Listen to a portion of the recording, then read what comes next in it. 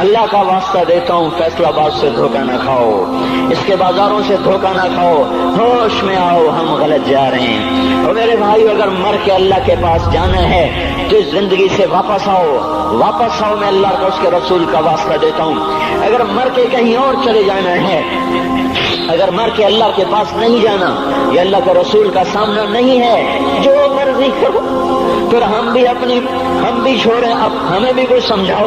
ہم کیوں بول بول کے گلے کی ایک ایک رگ میں درد اتار بیٹھے، گھر چھوڑ چھوڑ چھوڑ چھوڑ، سارا وجود ہڈیوں میں درد اتر گیا ہے، تو کچھ ہمیں بھی راستہ بتاؤ کہ یہ راستہ ہے، اس پہ موج میلہ بھی ہوگا، اللہ بھی نہیں ملے گا۔ آؤ ہم سب پھر ہم بھی مل کر تمہارا ساتھ دیں۔ ہم کیوں ایسے کھاری اٹھائے ہوئے در در کی ٹھوکریں کھاتے پھر رہے ہیں؟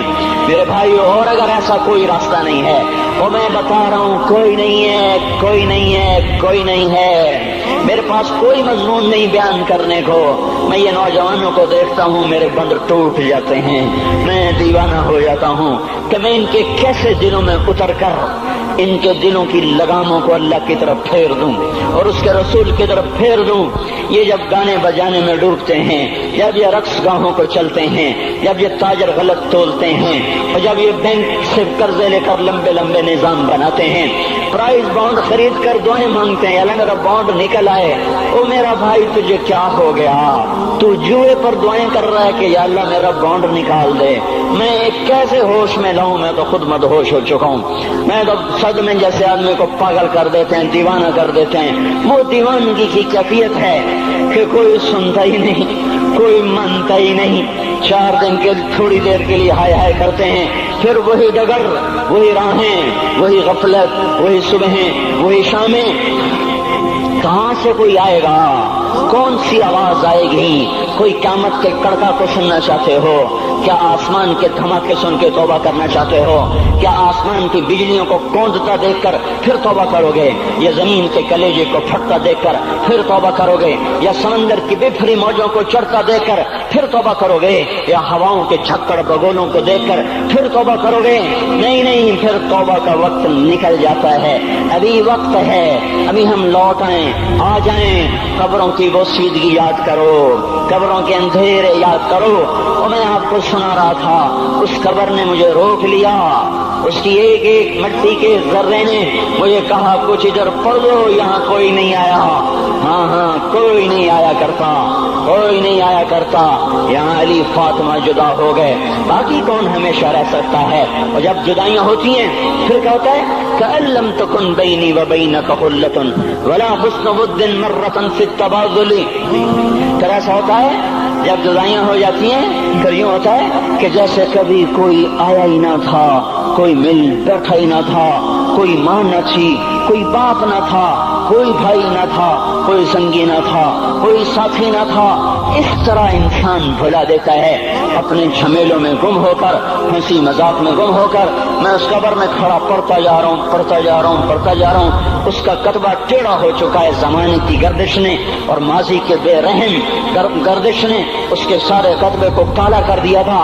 مجھے تجسس ہوا، میں دیکھوں یہ ہے کون جس کی قبر نے مجھ جیسے اجنبی کو رونے پہ مجبور کر دیا اور مجھے کھڑا کر دیا۔ میں قریب ہوا، میں نے جھاڑا تو پر لکھا ہوا تھا اللہ اکبر، رستم ہند امام بخش۔ رستم ہند، جس کے لیے مہاراج قالین بچھاتے تھے، جس کو ہاتھیوں پہ سوار کروا کے لایا جاتا تھا، جس کے آگے پیچھے ڈھول بجتے تھے، اور جیسے آج کل یہ کرکٹ کے کھلاڑیوں کے آگے پیچھے خلقت ہوتی ہے، یہ وہ دور تھا جب پہلوانوں کے آگے پیچھے خلقت ہوتی تھی۔ آج اس کی خبر ویران ہو کر کہہ رہی ہے کوئی ادھر بھی تو پڑھ کے جب چلتا جائے، کوئی یہاں بھی تو کچھ تحفہ دیتا جائے۔ میرے محترم بھائیو، جب موت آئے گی تو کوئی اولاد یاد نہ کرے گی، کوئی ماں باپ یاد نہ کریں گے۔ مائیں لال بھول جاتی ہیں، ماؤں کو بچے بھول جاتے ہیں، ماؤں کو بچے بھول جاتے ہیں، باپ اولادیں بھول جاتے ہیں، بیویوں کو خامن مل جاتے ہیں، خامدوں کو بیویاں مل جاتی ہیں، یاروں کو یار مل جاتے ہیں، وہ تو ہم ہیں جو جا کے تہہ خاک سو جاتے ہیں، اکیلے تنہا زندگی کا سفر شروع ہو جاتا ہے۔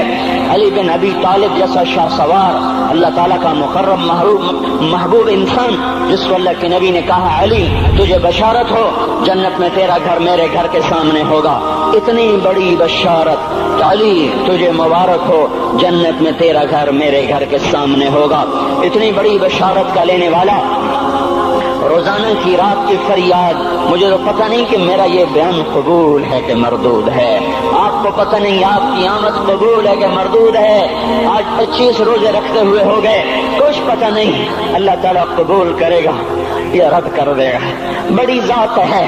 آج تک زندگی میں کوئی ایک عمل بھی نظر نہیں آتا جس پر ہم دعویٰ کر سکیں یہ کام تو میرا اللہ کو بڑا پسند آئے گا اور میری بخشش کا سامان ہو جائے گا۔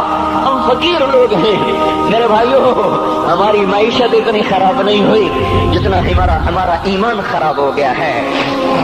ہمارا فقیر، اس کا چولہا ٹھنڈا ہوا ہے، ہمیں اس کا درد ہے، لیکن اس کے چولہے ٹھنڈے ہونے کا اتنا درد نہیں ہے جتنا اس کے ایمان کی انگیٹھیاں سرد ہو چکی ہیں، جتنا یہ درد ہے، کیونکہ یہ فقر مالداروں کو بھی حاصل ہے، یہ فقر پوری دنیا پہ چھا چکا، مالدار بھی فقیر ہیں، دکاندار بھی فقیر ہیں، تاجر زمیندار بھی فقیر ہیں، آج جو جتنا بڑا دنیا دار ہے وہ ایمان کا اتنا بڑا فقیر ہو چکا ہے۔